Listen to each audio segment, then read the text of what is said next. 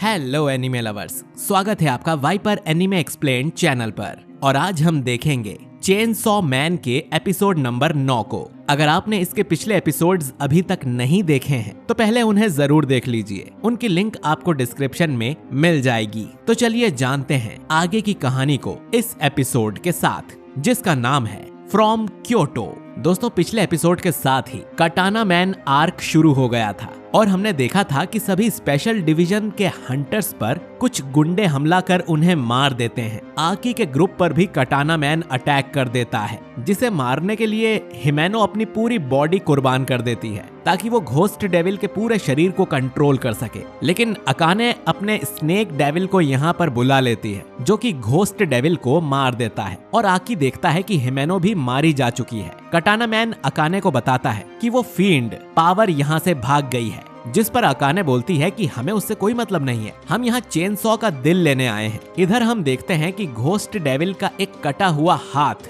डेंजी के पास जाकर उसकी डोरी खींच देता है, जिससे कि डेंजी चेनसॉ मैन में ट्रांसफॉर्म होकर उठ खड़ा होता है। कटाना मैन बोलता है कि इस बार मैं इसके 2 टुकड़े कर दूंगा, जिस पर अकाने कहती है कि याद रखना, उसके दिल को कोई नुकसान नहीं होना चाहिए। अब डेंजी इनसे कहता है कि तो तुम दोनों बुरे लोग हो, मुझे बुरे लोग बहुत पसंद हैं, क्योंकि मैं उन्हें बिना झिझक के चीर सकता हूँ। इसके बाद डेंजी उछलता है और कटाना मैन पर अटैक कर देता है। वहीं आकी एक जगह पर बैठा हुआ था और उसका काफी सारा खून बह चुका है। अकाने अब रेडियो पर बोलती है कि वो चेनसॉ मैन से लड़ रहे हैं, जल्दी और लोगों को यहाँ भेजो। इधर कटाना मैन और चेनसॉ मैन में घमासान लड़ाई होने लगती है। दोनों एक दूसरे को कड़ी टक्कर दे रहे थे। तभी कटाना मैन के और साथी यहाँ आ जाते हैं और डेंजी पर गन पॉइंट करते हैं। कटाना मैन उनसे कहता है कि उसके हाथों पर या तो दिल पर गोली मारो, मगर उनके गोली चलाने से पहले ही डेंजी उन दोनों को पटक देता है। फिर भी एक आदमी डेंजी को गोली मार देता है और डेंजी उसे होस्टेज बनाते हुए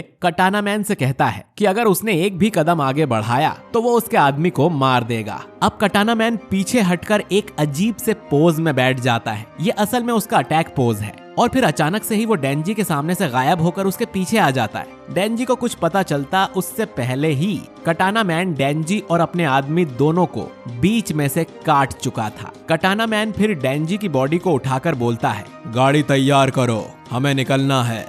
चेनसॉ मैन के सभी साथी भी अब तक मर चुके होंगे, भले ही वो डेविल हंटर्स हैं, लेकिन है तो इंसान ही, और गोली लगने पर कोई इंसान नहीं बच सकता। इतना कहते हुए कटाना मैन वापस अपने इंसान वाले रूप में आ जाता है। हम देखते हैं कि पूरे शहर के स्पेशल डिवीजन के सभी हंटर्स को मार दिया गया था। इनमें वो लोग भी शामिल थे जो उस दिन पार्टी में आए थे, यानी कि फुशी, हिरोकाजू सब मर चुके हैं। माकीमा को मारने वाले गुंडे अभी भी ट्रेन में ही थे। वो बातें करते हैं कि क्योटो स्टेशन बस आने ही वाला है, गेट खुलते ही हम भीड़ में मिलकर निकल लेंगे। लेकिन तभी वो पीछे मुड़कर देखता है कि उसके पीछे माकीमा खड़ी है। इधर स्टेशन पर 2 हंटर्स तेंदो और युतारो माकीमा को लेने आए थे और ट्रेन का वेट कर रहे थे। तभी एक आदमी यहाँ आकर उन्हें खबर देता है कि क्योटो में सभी 4 स्पेशल डिवीजन के हंटर्स पर जानलेवा हमला किया गया है, जिसका मतलब माकीमा भी मारी गई होगी। तभी ट्रेन इनके सामने आकर रुकती है। उसमें से लोग चिल्लाते हुए बाहर भाग रहे थे। तभी माकीमा बाहर निकल कर आती है और इन दोनों को बताती है कि ट्रेन में गोलीबारी हुई थी और लाशें अंदर ही पड़ी हैं। अब क्योंकि माकीमा के कपड़े खून से सने हुए थे तो ये पूछते हैं कि क्या माकीमा को भी गोली लगी है, जिस पर माकीमा कहती है कि उसे कोई गोली नहीं लगी थी और खून उसका नहीं है। ट्रेन के अंदर हम देखते हैं कि उन 4 गुंडों की मौत हो गई है और उनके शरीर में एक बड़ा सा छेद है। टेंडो और युतारो माकीमा को बताते हैं कि टोक्यो में भी अटैक्स हुए हैं और कई हंटर्स मारे गए हैं, हमें उनकी मदद करने वापस टोक्यो जाना चाहिए। जिस पर माकीमा कहती है कि उसमें बहुत समय लगेगा और वो लोग जरूर डेंजी के पीछे हैं, तो हम उसकी मदद यहीं से करेंगे। इसके बाद माकीमा युतारो से कहती है कि वो 30 ऐसे मुजरिमों का इंतजाम करे जिन्हें उम्र कैद या फांसी की सजा हुई है, और टेंडो को जल्दी ऐसा टेम्पल खोजना है जो काफी ऊंचाई पर बना हो और उसे कुछ साफ कपड़े भी चाहिए। कुछ देर बाद मुजरिमों को टेम्पल लाया जाता है और रास्ते में उन्हें बढ़िया खाना भी दिया जाता है। उन्हें पता भी नहीं था कि उनके साथ क्या होने वाला है। इसके बाद उन्हें टेम्पल की सीढ़ियां चढ़ने को कहा जाता है। वहीं माकीमा भी साफ कपड़े पहनकर टेम्पल पहुंच जाती है। इधर कटाना मैन अकाने से कहता है कि ब्लड लॉस होने की वजह से मैं काफी समय तक लड़ नहीं पाऊंगा।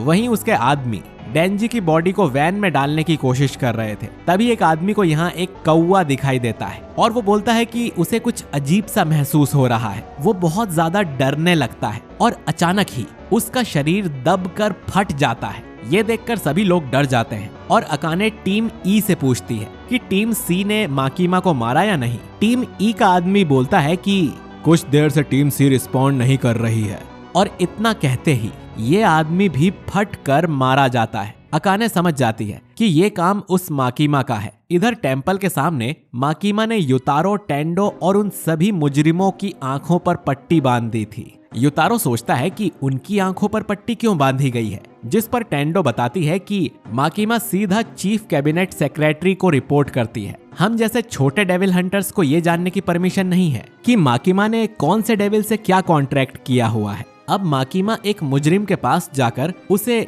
शुजो मिशिमा ये नाम दोहराने को बोलती है। मुजरिम ऐसा ही करता है और इस समय माकीमा अपने हाथों से कुछ साइन बनाती है और इधर कटाना मैन का दूसरा आदमी भी फट कर मारा जाता है। असल में इसी का नाम शूजो था और ऐसा लग रहा था जैसे माकीमा इन लोगों को अपने हाथों से कुचल रही थी। फिर माकीमा अगले मुजरिम को एक नाम देती है और ऐसे ही एक एक करके वो कटाना मैन की टीम के जितने भी गुंडे थे उन सभी को कुचलकर मार डालती है। लेकिन दोस्तों हम देखते हैं कि माकीमा के सामने बैठे उन सभी मुजरिमों की भी मौत हो गई थी। तो माकीमा ने किसी डेविल के साथ ऐसा कॉन्ट्रैक्ट किया होगा कि उसकी पावर यूज करने के बदले माकीमा को किसी इंसान की बलि देना पड़ता है। खैर माकीमा युतारो और टेंडो से अपने आंख की पट्टी हटाने को बोलकर कहती है कि उससे जो हो सकता था वो उसने कर दिया है। अब उन्हें वापस टोक्यो चलना चाहिए। अब सिर्फ अकाने और कटाना मैन ही जिंदा बचे थे। अकाने कहती है कि इतनी खतरनाक पावर माकीमा की ही हो सकती है, हमें डेंजी को लेकर यहाँ से निकल जाना चाहिए। तभी वो दोनों दूर खड़ी कोबेनी को देखते हैं जिसके एक हाथ में चाकू था और दूसरे में इनके किसी साथी का रेडियो, जिससे कोबेनी को इन दोनों की लोकेशन का पता चला है।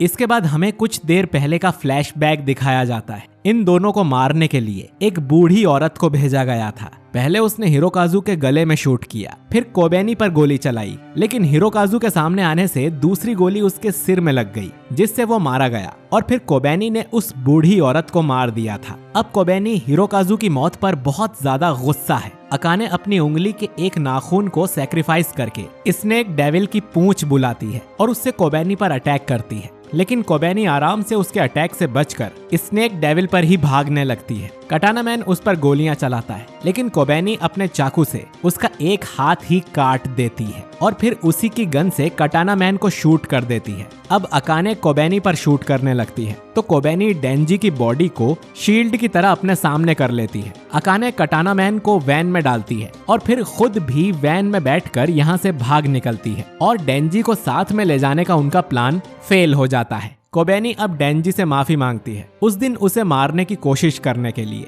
इसके बाद वो पागलों की तरह एक साथ हंसने और रोने लगती है और याद करती है कि कैसे उसने उस बूढ़ी औरत को उसी की गन से मार डाला था और हिरोकाजू भी उसे प्रोटेक्ट करते हुए मारा गया। कोबेनी को लगता है कि ऐसे तो वो जरूर पागल हो जाएगी। कोबेनी ये नौकरी छोड़ने का फैसला कर लेती है और सोचती है कि हिमेनो से मिलते ही वो उसे ये बता देगी।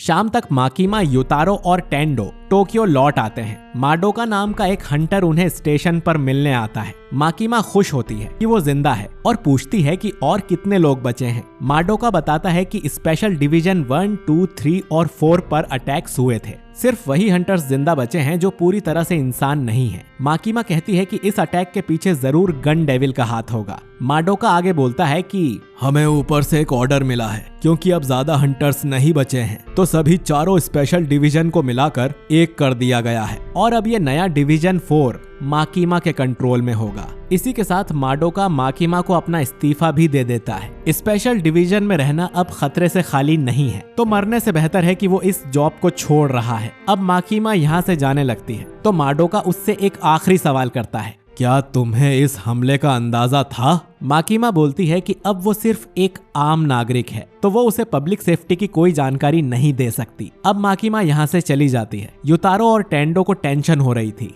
वो माकीमा से कहते हैं, हम यहाँ स्पेशल डिवीजन ज्वाइन करने नहीं आए हैं, हम तो बस हेल्प करने के लिए आए थे और एक हफ्ते में वापस क्योटो चले जाएंगे। जिस पर माकीमा बोलती है कि कितनी शर्म की बात है, तुम्हें पता है टोक्यो में कितना बढ़िया खाना मिलता है। और ये एपिसोड यहीं पर खत्म हो जाता है। तो दोस्तों इस एपिसोड के साथ मैं समझ चुका हूँ कि चेनसॉ मैन एनिमे की इतनी ज्यादा हाइप क्यों है और ऑलरेडी ये मेरे फेवरेट्स में जगह बना चुका है। लेकिन अब हमारे सामने कई सारे सवाल हैं, जैसे कि माकिमा जिंदा कैसे है, उसने कौन से डेविल से कॉन्ट्रैक्ट किया है, कोबेनी इतनी पावरफुल कैसे हो गई, पावर कहाँ भाग गई है, आकी का क्या हुआ और डेंजी अब ठीक होगा या नहीं, ये सब हमें अगले एपिसोड्स में ही पता चलेगा। तो दोस्तों अब सिर्फ 3 एपिसोड्स ही बचे हैं, तो उन्हें बिल्कुल भी मिस ना करने के लिए हमारे चैनल वाइपर एनिमे एक्सप्लेन्ड को अगर आपने सब्सक्राइब नहीं किया है तो सब्सक्राइब कीजिए, और अगर ये वीडियो आपको अच्छा लगा है तो इसे लाइक कीजिए और अपने दोस्तों के साथ शेयर कीजिए। मिलते हैं आपसे अगले एपिसोड के साथ। शुक्रिया।